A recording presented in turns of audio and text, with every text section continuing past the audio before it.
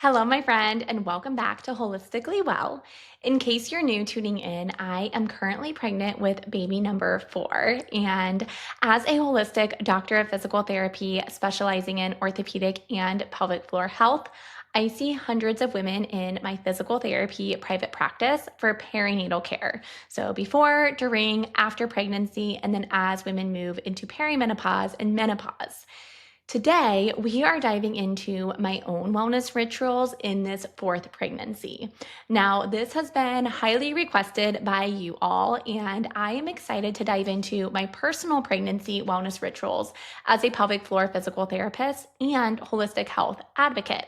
I think it can be so noisy out in the social media landscape of different influencers and what they do that works for them. And so, when I was asked to record an episode about what I personally am doing, I wanted to be sure to come at it from the lens of this is what works for me, and I individualize things for my patients. But this is also research backed, and it's backed by science, both from the holistic lens, the medical lens, and in that integrative care approach. And so I am excited to share this with you today. And I truly know that it will be helpful whether you're pregnant or not. So these are hacks and habits that have helped me feel my best during this prenatal season. I'll also share 10 products that I genuinely use and love in this pregnancy. And they are not all things that you need to purchase, but just things that are helping supplement and support my routine. So think of this as a behind the scenes peek at what's supporting me right now. And no, you do not need to be pregnant to enjoy these wellness rituals. In fact, many of these I have implemented continuously throughout the preconception and postpartum seasons as well. Simply put, they help me feel my best and support all aspects of health. They're pregnancy safe and doctor approved, which is hard to come by sometimes these days. So, whether you're newly pregnant, trying to conceive, or supporting a friend going through this life season, I hope this episode feels like a warm, supportive chat over coffee together. So grab something yummy to sip on or lace up your walking shoes and let's dive in. So, why do wellness rituals matter in pregnancy, anyways? Pregnancy brings about so much physical, emotional, and hormonal changes in our body. And sometimes it feels like everything is out of our control. And having certain rituals in place, different habits to stack into your routine, can really anchor your day, support your body and mind proactively rather than reactively. It gives a sense of calm, a sense of stability to your nervous system when it's a time of change in your body. I have found that small daily choices can help reduce common discomforts.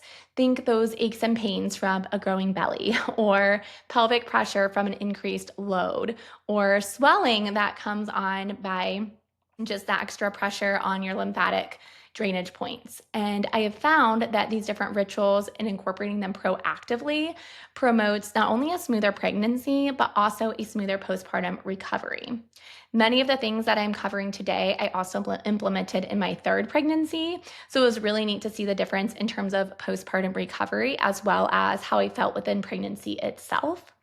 I also have incorporated a few new things in terms of this pregnancy, specific to that supplement routine, which is the very last item that we will get to today. Now, an example of proactively supporting your body would be that I try to focus on movement before my body starts to ache or before it feels super stiff. And I try to focus on hydration before I feel super thirsty and depleted. So, by staying ahead of these things, we can help keep nausea at bay. We can help keep pain and stiffness and aches away. So, that is what I mean from a proactive approach and a proactive standpoint. When you seamlessly integrate these 10 wellness hacks into your day, it can help you stay ahead of the curve when it comes to a lot of those common pregnancy aches or pains. Now, let's walk through my go to pregnancy wellness essentials.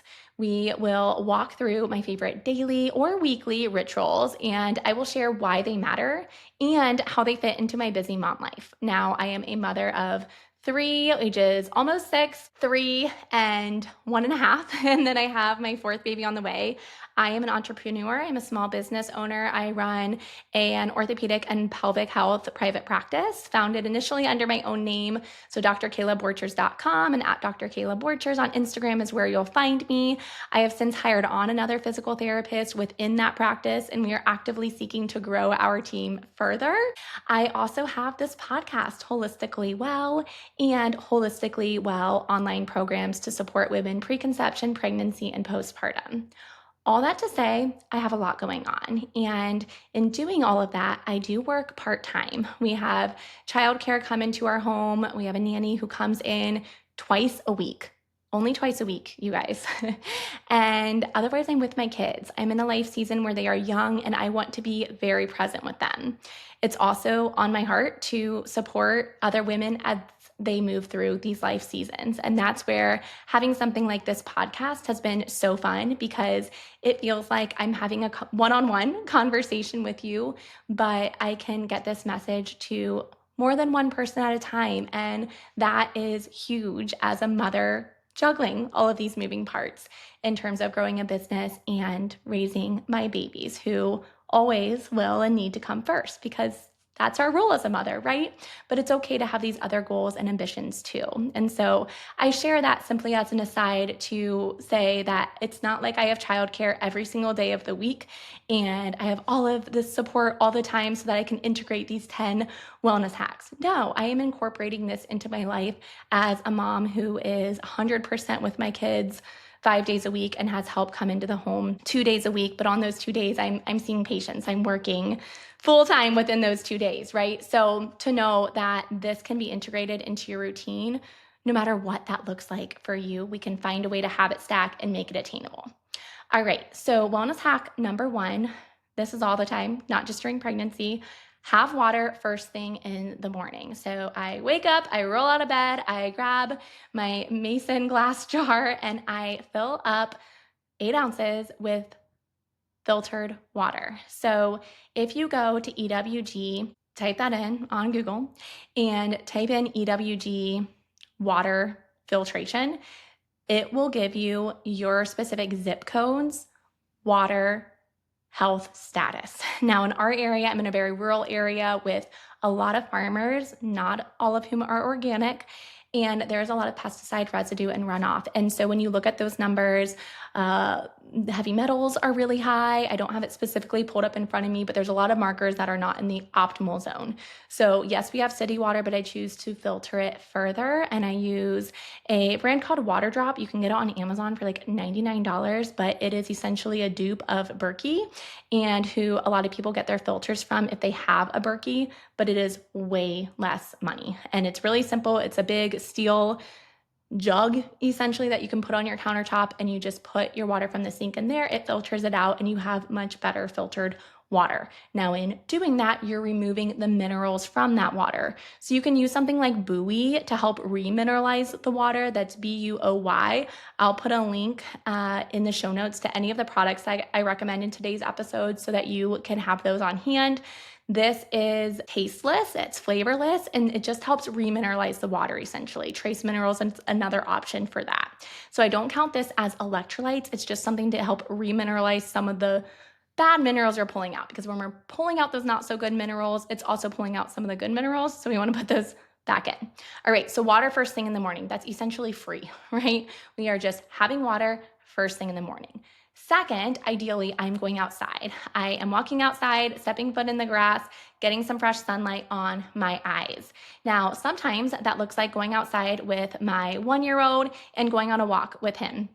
He loves getting up at, I want to say the crack of dawn, but it's not quite the crack of dawn in the summer because the sunrise is really early right now. But he will get up before me sometimes and he'll be my alarm clock essentially. And when that occurs, I will bring him outside because he points to the door and just says outside, and we go on a walk. So I get some morning movement in, I get fresh air and sunshine, and I will bring my water with me if I don't have time to drink it before we go outside. If he is still sleeping when I get up, I will go out there outside, get that fresh morning sunlight, and I will do just some simple stretching. So inhaling, arms reach overhead. Exhale, I will forward fold, gently sway my body side to side, releasing any tension from the neck or that low back that is built up through the night, and then slowly roll up vertebra by vertebra. yoga. Sometimes before I even get out of bed, I will do side lying thoracic rotation where you lay on your side, reach one arm forward, open up like a book. So it really stretches through your median nerve along your arm across the front of your chest. So working in gentle mobility exercises, I don't do anything more than 5 minutes, honestly, on a typical day, but it's just really helping ease any tension that's built up overnight, help me settle into some diaphragmatic breathing so that you get that brain to muscle connection right away in the morning. And ideally, I'm doing some of this outside to get that fresh morning sunlight. You'll notice here I am habit stacking multiple things. So we can check mark multiple boxes right off the bat. I'm also, intuitively, in terms of what's going on in my brain at that time, I'll say some prayers. I will, offer up a morning prayer. I am Catholic. I will say some Our Fathers, some Hail Marys, talk to Jesus. And just that's a time to really ground the day. So that would be technically number 2, where we're getting that morning movement, sunlight, some breath work, gentle mobility. Number 3 would be then breakfast. So we want to prioritize protein with each meal, especially breakfast. This helps signal to our body and to our hormones that we are taken care of, that we are safe, that we are getting the nourishment that we need for that day. Versus when we don't eat first thing in the morning, it really spikes our cortisol levels, and in terms of our hormones can really throw things off. Now, during pregnancy, this is super important because we're growing new life. So not only are we nourishing ourselves, we're nourishing that growing baby within us. And so we need to make sure that we are getting good nutrient dense meals, and that starts with breakfast. So I always eat within an hour of waking. Usually it's more like within 30 minutes of waking.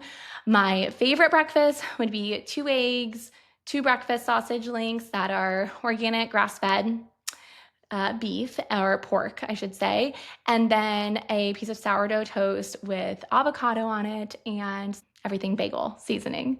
So that would be like the ideal breakfast. Does that always happen? No. If we don't have a lot on hand, I will put a scoop of Be Well by Kelly protein powder in with Greek yogurt. You get about 15 grams of protein in a regular serving of Greek yogurt. Throw in a scoop of protein powder, you're sitting at 45 grams of protein. If we don't have Greek yogurt on hand, or if I'm having something else that doesn't sound good with, maybe I will have a glass of raw milk and just put the scoop of protein powder in there, froth it up. Again, I'm going to get some healthy fats from the milk, a little bit of protein, and then of course at least 30 grams of protein from my protein powder. If I'm doing that yogurt bowl, I will always throw some fresh fruit on top of it, some purely Elizabeth granola or some homemade granola, and that's just a really quick and easy breakfast. So it doesn't have to be something that takes a while to prepare. If I am home with my kids on that day, that's when I usually do my egg breakfast, my sourdough toast, the sausage, all the things. But on my work days, it's usually a quicker breakfast because I also need to get ready and put myself together like today. And so that's when I'll do that Greek yogurt bowl with the protein powder or protein powder in my raw milk with a piece of toast or with a granola bar. I like to make homemade granola bars that are super simple. So I'll just do something like that. That again, is it ideal? No, but it's hitting that protein mark at least so that my hormones can feel stable. I feel full, and I have especially noticed during pregnancy, if I don't get that food first thing in the morning, especially with that protein, I will get a little bit of a wave of nausea about 2 hours later, and you don't want that. Right? We want to stay ahead of that. And so prioritizing protein with each meal, especially breakfast, goal of at least 30 grams. And I am not somebody who counts macros or counts calories. I just big picture look at what I'm eating, right? So if you are only having cereal for breakfast, you are absolutely not hitting your protein goal, right? So just look at what you're having. Look roughly at how many grams of protein is in a serving of that. How many servings of that are you having? Are you pairing it with milk? Roughly how many grams of protein are within that?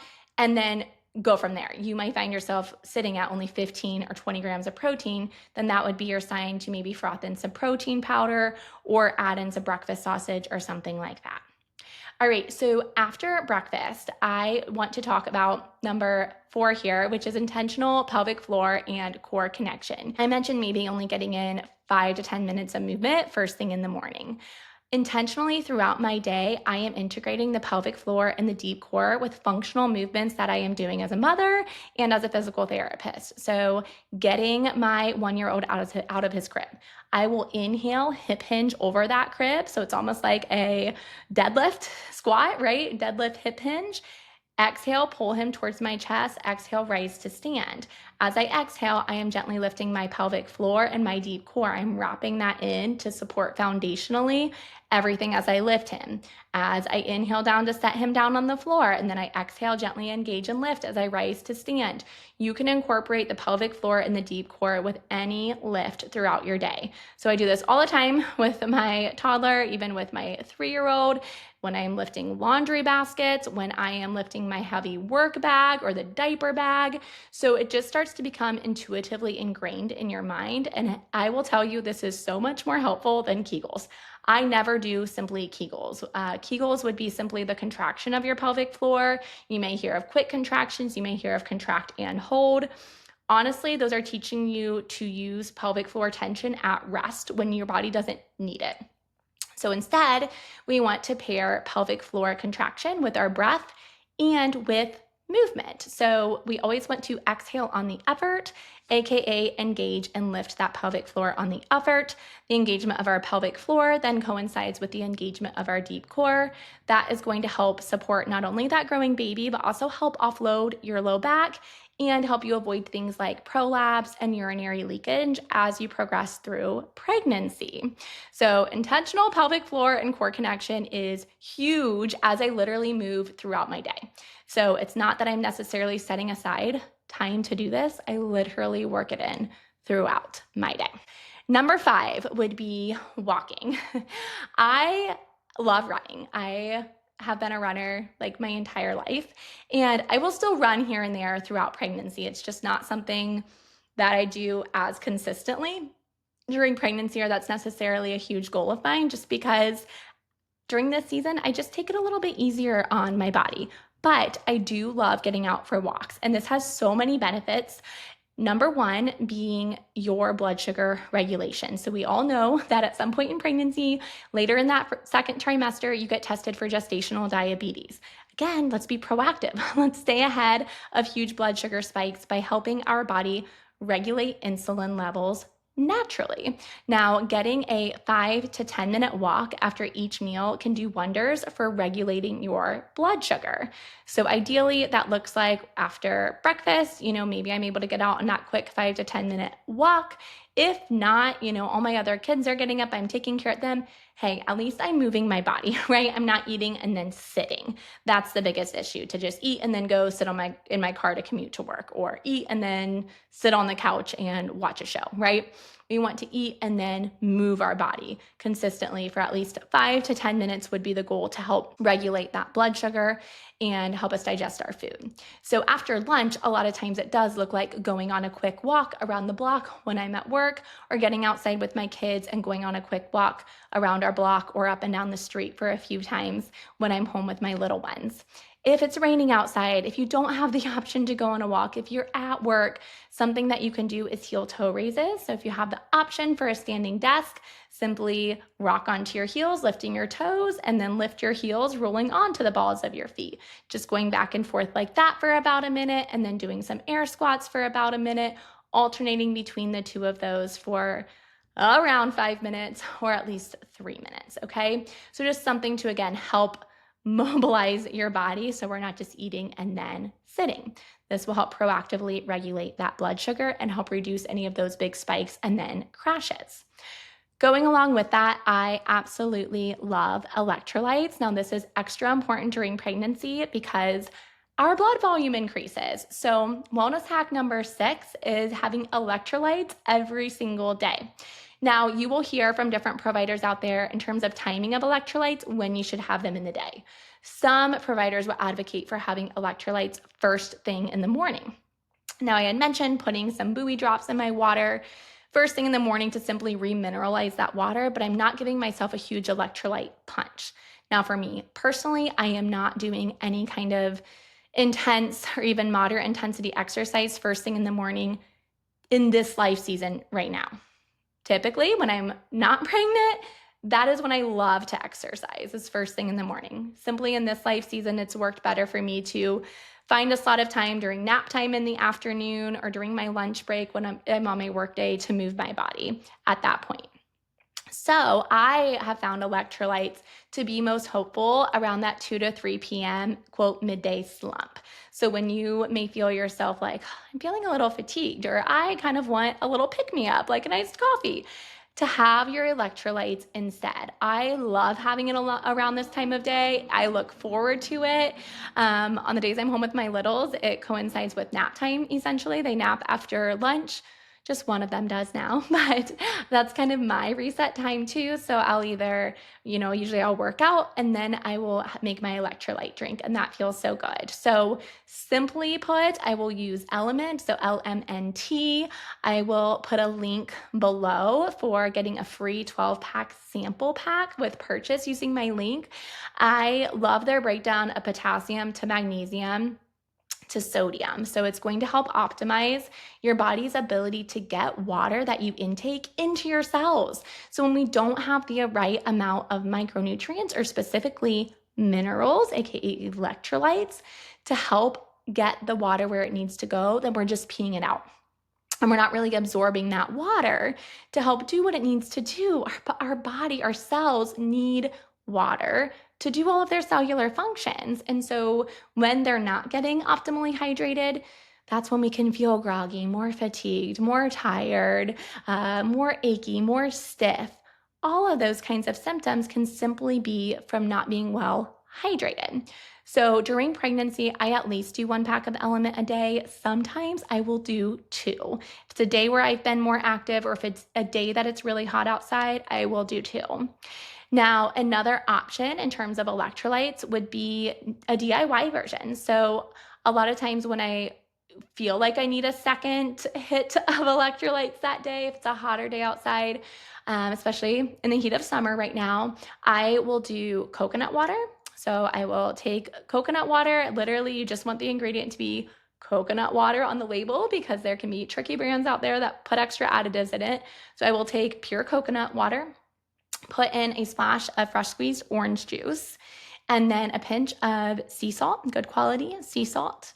And then sometimes I'll put some regular water in there too, with a squeeze of that buoy for like trace minerals. And then that's it. It's just a simple DIY version, but the coconut water, some orange juice, and then good quality sea salt. You can make your own DIY mocktail, and it's super fun. So that is wellness hack number 6. Have your electrolytes every single day. I will put the link for 3 12 element sample packs in the link below in the show notes. All right, wellness hack number 7 is dry brushing.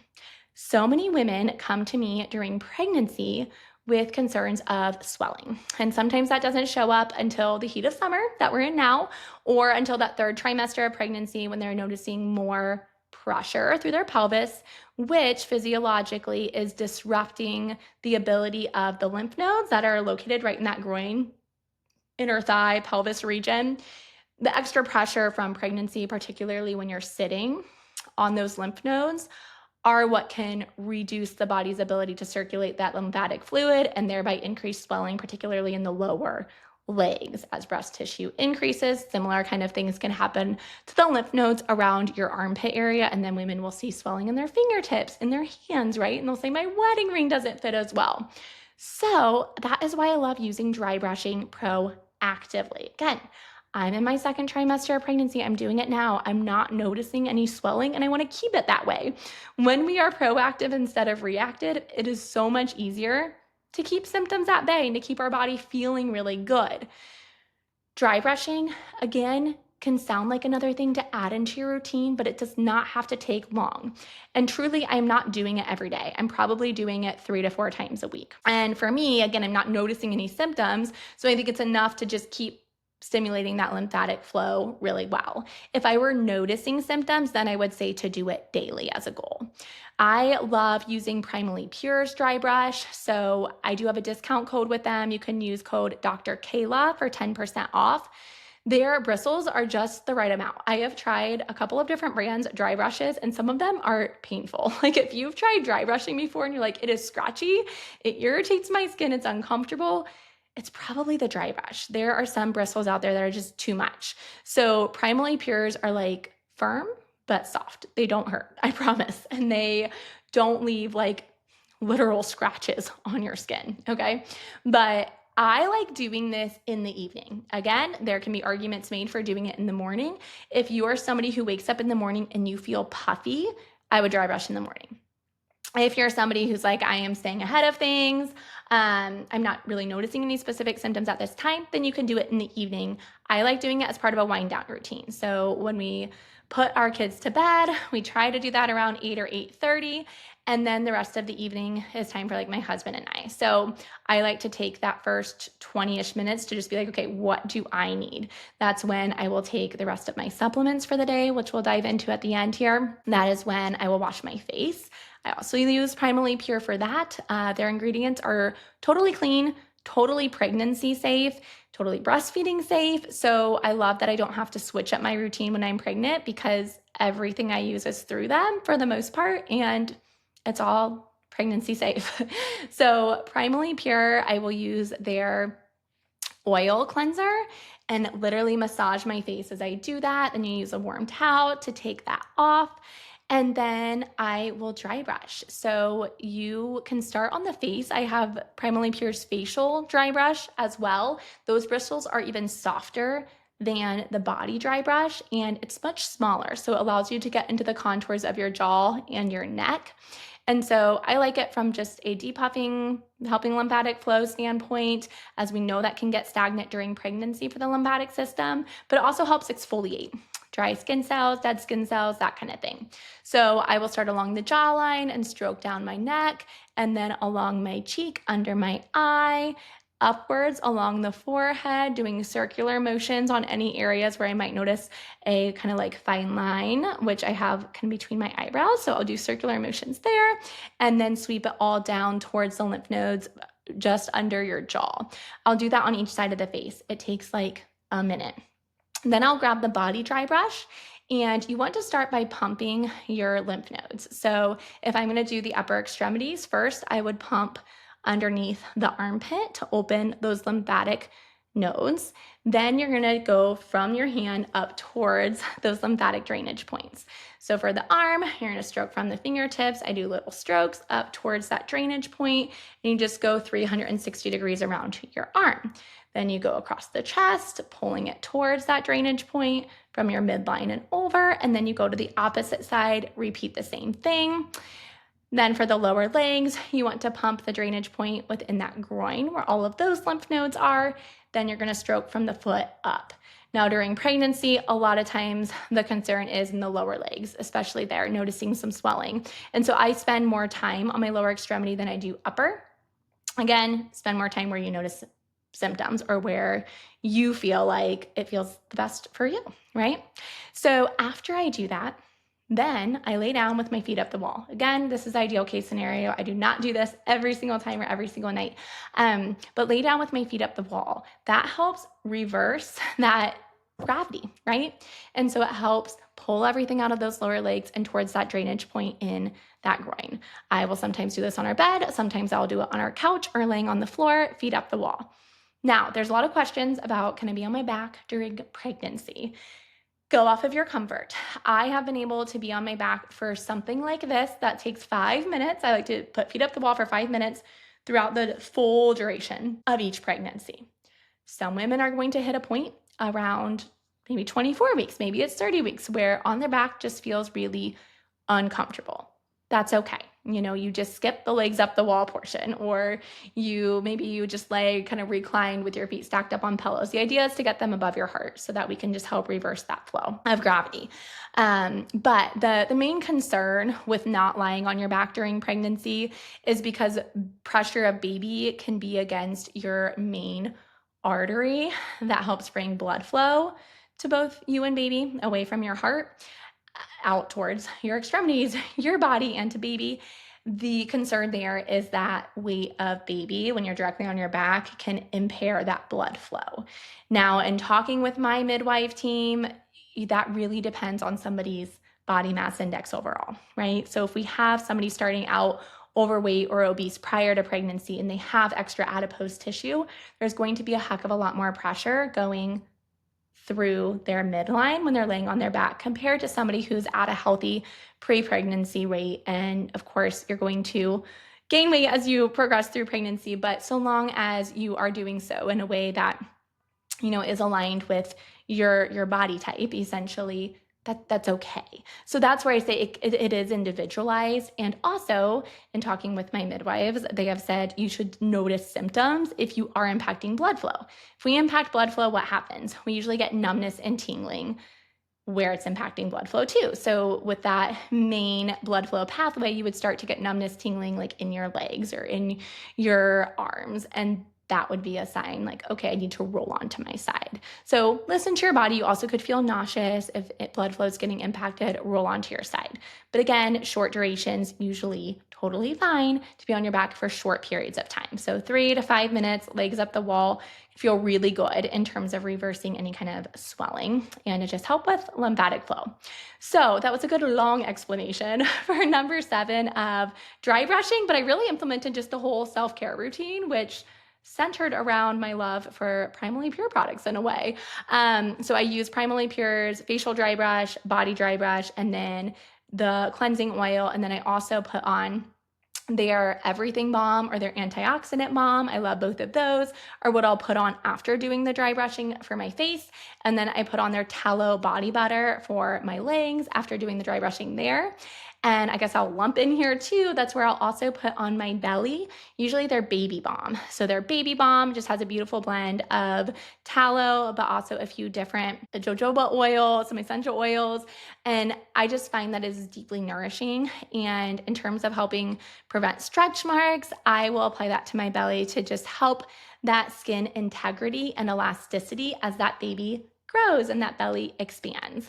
I gratefully have not had any stretch marks from any of my first 3 pregnancies, and I am hopeful that will continue with this 4th baby. So again, just being proactive and applying that most nights. Of course, there are nights when I forget, but most nights I am rubbing that on my belly, and that helps prevent any kind of feeling of itchiness or like uncomfortable sensations in that skin elasticity that some women have expressed to me that they get. So I think the key here is making sure that you're hydrating that skin too, not only from the inside with the electrolytes, but also from the outside topically with a really nourishing cream such as the baby balm from Primally Pure. And I can list out the specific products from them I mentioned. And again, code Dr. Kayla will give you a 10% discount always with Primally Pure. All right, number 8 goes into nervous system resets. And so here's where we can pull in some habit stacking, right? So I had mentioned legs up the wall after dry brushing. That can be a great nervous system reset, super grounding, super calming to the body. Breath work. I'm integrating that throughout my day as is, but especially as I am calming down for the night, that is something I will integrate. Low lights. So dim your lights when it is nearing bedtime, like the 2 hours before you're going to go to bed or following the sun as that sun is starting to set.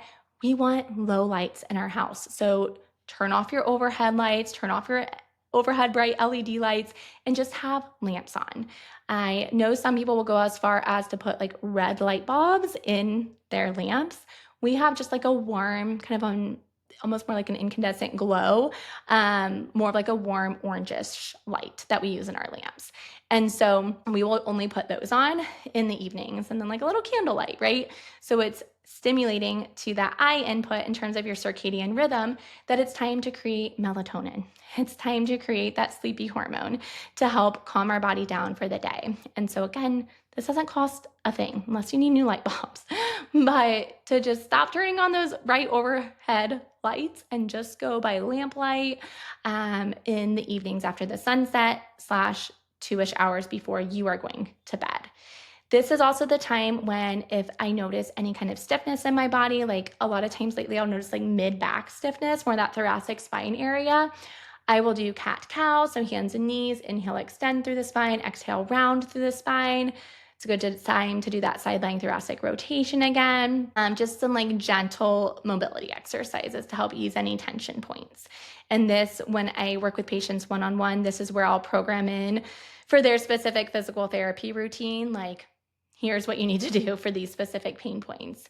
If you're a member of my Holistically Well pregnancy program, simply go to the movement section. I have a whole movement routine section with lots and lots of video routines for you to move through. And there's an evening mobility flow. I believe there's an evening myofascial release flow.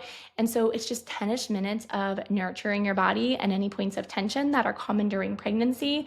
Again, to just help you stay ahead of it, because you may not have tension or notice discomfort in your glutes or in the bottom of your foot, but we want to keep it that way, right? So in those routines, I help just target the full body to essentially keep it in really good working order.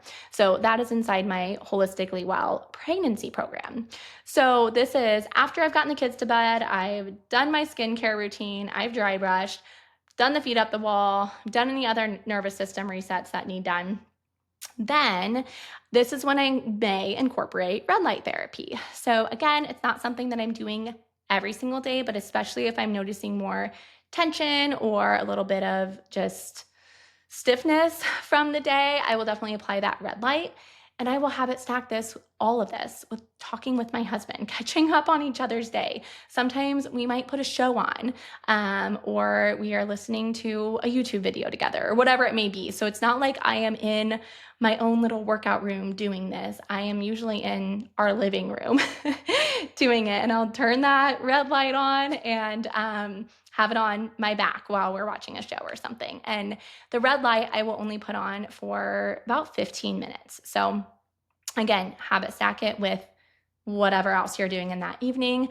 I may pair this with reading. Like if I'm reading a book that evening, I'll pair it with that. Again, you can pair it with a podcast, with prayer, or with a show if you're hanging out with your spouse and you enjoy kind of a wind down with that. So yes, watching a show within the 2 hours before bed is not ideal because that's blue light, but hey, let me live a little. Sometimes we do that. So red light therapy though, I absolutely love because it helps stimulate mitochondrial turnover and it stimulates blood flow to the area. So particularly when we're struggling with stiffness, a lot of times, those muscles are really tight, which restricts blood flow to that particular area. So that is where the red light can come into play and be super helpful for easing tension there. Now, as with many things during pregnancy, there's not a ton of research on this specific to pregnancy, simply because it's hard to do research protocols on pregnant women. Now, as somebody who is pregnant myself and who has used this with my third pregnancy, it, was newer then. I did use it in my third pregnancy. I am using it now. Again, I'm not using it every day, but I feel comfortable using it a few times per week. And yeah, I haven't seen any research at this point in time to steer me clear otherwise. So I use the Mito Red Official red light. I have their medium-sized panel. I can move it from room to room. I don't have it hooked up to a certain wall, and I like that. I like that I can use it in my bedroom or in our living room or in our basement, wherever I want to bring it with me to. And they did give me a discount code for 10% off for you guys. You can use code Dr. Kayla. So I will also link the red light below. I love having that on hand. Okay, I said 10 and I realized I have 11 points for you. Okay, number 10 is magnesium spray before bed. So then I'm getting into bed, I will spray magnesium spray on the bottoms of my feet. Again, this is a habit stack that is like so easy. I'm crawling into bed, 2 sprays on each foot, boom, that's it. Magnesium is great for sleep and muscle relaxation. During pregnancy, many women struggle with Charlie horses at night in the calf. And so I'll also spray it on the calf, like 1 spray on each calf. I have not had any Charlie horses. I did this with my last pregnancy too, with like a magnesium lotion, and was able to keep those Charlie horses at bay. So magnesium is huge for any kind of muscle spasms. I love Primally Pure's spray because it's just easy. Like you don't have to get your hands all greasy from rubbing it in. You literally just spray it and you're done. I keep it right on my nightstand. You can get that from Primally Pure. They have their sleep spray, which is what I use and love. Again, use code Dr. Kayla. You'll get a discount. All right, so number 11. I said 10. I actually have 11. Supplements for micronutrient support. So I know all of you have questions on this. I've poked around about this on a few extra episodes, but real quick here, supplements that I am currently using weekly or daily. So daily, I am using the Full Well prenatal. So it is 8 pills. I will take 4 in the morning, 4 in the evening. I also take Full Well's DHA and EPA omega-3 fatty acids. You want to make sure the omega-3s that you are using or the fish oil that you are using has both DHA and EPA. I know there are some prenatals out there that put the fish oil, or they call it just DHA. Again, you want to make sure it has both. It has EPA as well, but they'll pair it with the prenatal, like actually in the same capsule. You want these to be separate. It's going to help with optimal absorption and stability of the micronutrients that are in your prenatal. So these are packaged separately. They're in separate bottles, but they're both from the brand Full Well are the ones that I take. So 8 prenatals, 4 in the morning, 4 in the evening. In the evening, I'll also take the 2 DHA, EPA fish oil pills. A couple of times a week, I will take liver organ meat pills with lunch. Or I will cook with liver or organ meat, and then I won't necessarily take the supplement. In the evenings, I am also making a little mocktail with a scoop of magnesium powder. I am using one from Perfect Supplements. This can be helpful for digestion. Constipation can be a huge issue during pregnancy, so this helps keep that gut motility moving. And then I will also froth that with a scoop of colostrum. Now, colostrum is new for me this pregnancy. I just started using it prior to conceiving this 4th baby. This is 2025. Colostrum's kind of the main thing now, right? And I had heard about it for a few months before trying it. Initially, I was like, okay, is this just the newest wellness craze? But I started looking into the research with it. And if we think about it, it makes a lot of sense that it's a very nourishing superfood in a way, right? Think of this as like that golden milk that babies get within those first couple of days of breastfeeding. That is what colostrum is that we are now seeing in supplement form. I have been getting mine from Cowboy Colostrum, and I love their sourcing practices. They're getting it from grass-fed cows that have no antibiotics ever. It's within, I believe, the first 48 to 72 hours of the cow giving birth is the colostrum that they're using. And the founders have a really good just framework and mindset about kind of getting back to our ancestral roots in ways. And so to make it super primal, I am putting my bit of magnesium and my scoop of colostrum in raw milk from a certified organic, like local farmer, and I froth it in there. And it is just this sweet treat in the evening. And so I have that after I take my 6 Full Well pills in the evening. So the prenatal and then the fish oil, and then I will have that colostrum magnesium drink, and it just helps everything settle. I find if I don't eat or drink something that's more filling after having my pill supplements, that it just feels stuck in my throat. So having that drink afterwards is perfect. And then the other supplements that I'm using pretty much daily, because all of that is daily, other than the organ meats, those are like 3 to 4 times a week. Daily in the morning, I will do MCT oil in my coffee and then a scoop of collagen powder, and I will froth that in there. MCT oil, again, is helpful for gut motility.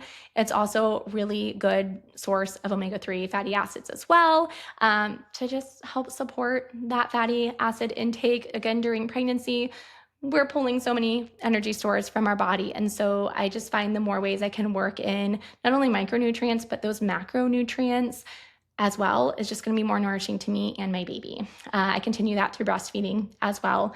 So I've been using it for a while now because I did not stop breastfeeding my last child before I got pregnant with this one. So anyways, that's MCT oil. I get it from Perfect Supplements. That's where I get my magnesium from as well. And then I also use their collagen powder, and that I put in my coffee as well. And that is just another source of protein that I am getting in the morning after having my breakfast. So you're getting another like 20 grams of protein with the collagen powder. Perfect Supplements is amazing. I have a discount code with them. It's Dr. Kayla for 10% off. I will also put that in the show notes below. So much goodness for you all to dive into. And again, much of this is helpful whether you are pregnant or not. And they honestly are rituals and tools that I've integrated into my routine. Sometimes it's the small but consistent choices that we make that are going to make the biggest difference in the long run. And again, if you take anything away from this episode, it's to know that implementing these things proactively is key. It's going to be so much easier to stay ahead of symptoms versus reactively trying to backpedal once we notice our skin feeling tight and uncomfortable and itchy because we haven't been applying anything to support its elasticity from the beginning. So, all that to say, there is no perfect pregnancy routine. You need to tune in to what feels good for your body in this season. So, I really hope that these 11 wellness hacks that I shared with you today are helpful for your pregnancy, whether you're currently pregnant or preparing for the future. I truly hope that this gave you ideas and encouragement to nurture your body well through this super special life season. Now, if you loved this episode, I'd be so grateful if you'd leave a review and share it with a friend. Now, if you're looking for more support to your prenatal care routine, be sure to check out my Holistically Well pregnancy program. We go deep on movement, core, pelvic floor, and feeling strong throughout your pregnancy. Plus, loads of science-backed holistic health strategies to support your body in pregnancy. You can join now by visiting drkaylaborchers.com/pregnancy. That's drkaylaborchers.com/pregnancy. I really hope to see you inside my Holistically Well community there. Thanks for being here with me today, and until next time, take care and be well.